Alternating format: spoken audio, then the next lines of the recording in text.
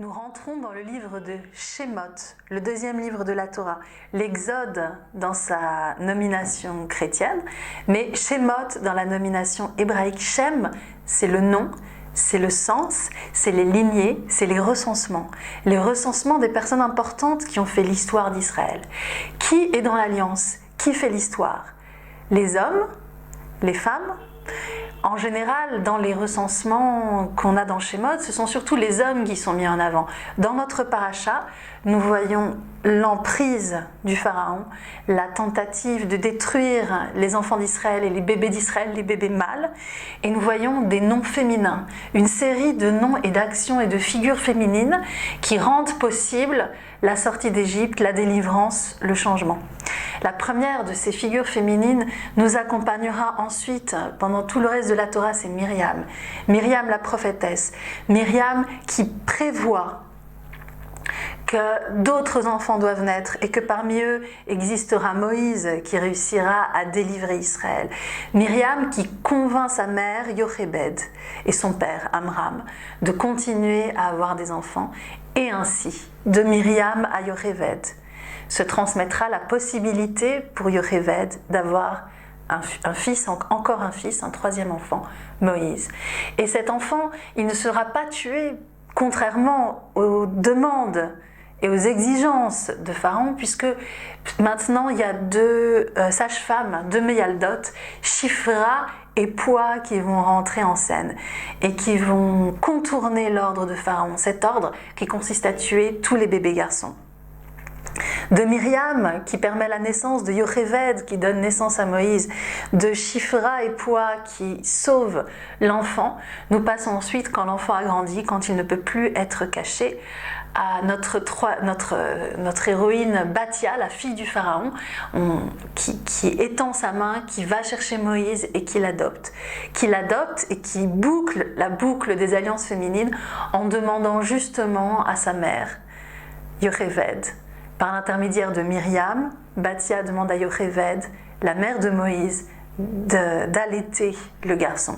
Ainsi, Moïse recevra à la fois l'amour et les connaissances juives de sa mère naturelle, de Yochébed, et à la fois les connaissances nécessaires à l'interaction avec l'Égypte de son autre mère, de Bathia. Nous avons cette alliance féminine qui permet la sortie d'Égypte, qui permet le renouvellement de l'espoir. Et quel est le rôle des hommes dans toute cette histoire? Eh bien, c'est pas tellement reluisant à la base, puisqu'on parle de Pharaon, dont la volonté est de détruire et qui est complètement dans la compétition et pas du tout dans l'alliance.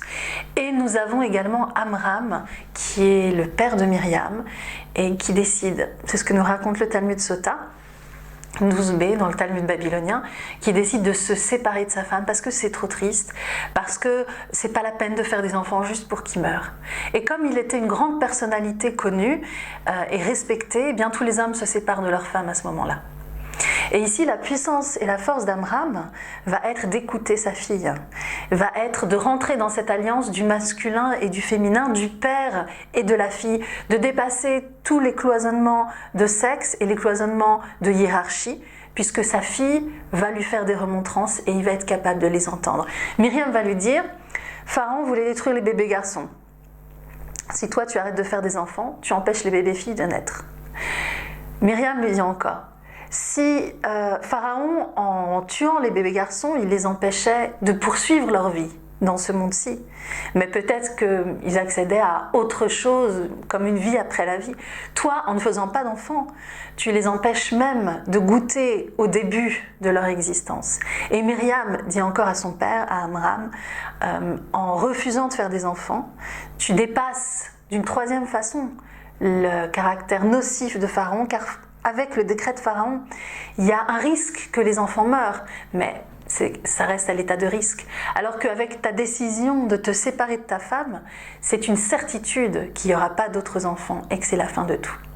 Et la puissance d'Amram ici va être d'écouter sa fille, d'accueillir sa parole et d'avoir l'humilité de renouer avec sa femme, de se marier à nouveau avec Yocheved et de témoigner ainsi que l'alliance entre les hommes et les femmes continue à se développer, et c'est à travers cette alliance, bien sûr, que pourra naître Moïse.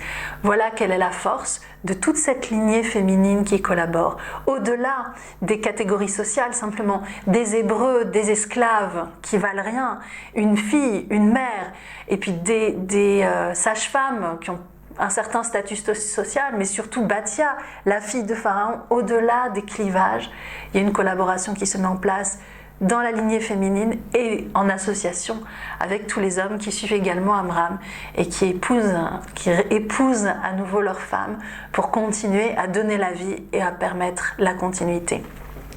À l'occasion de cette naissance de Myriam en tant que prophétesse dans notre paracha, je peux vous présenter les 5 livres de Myriam, un commentaire féminin de la Torah, The 5 Books of Myriam, qui mettent en dialogue des personnages féminins de toutes les générations pour nous apporter des commentaires de la Torah.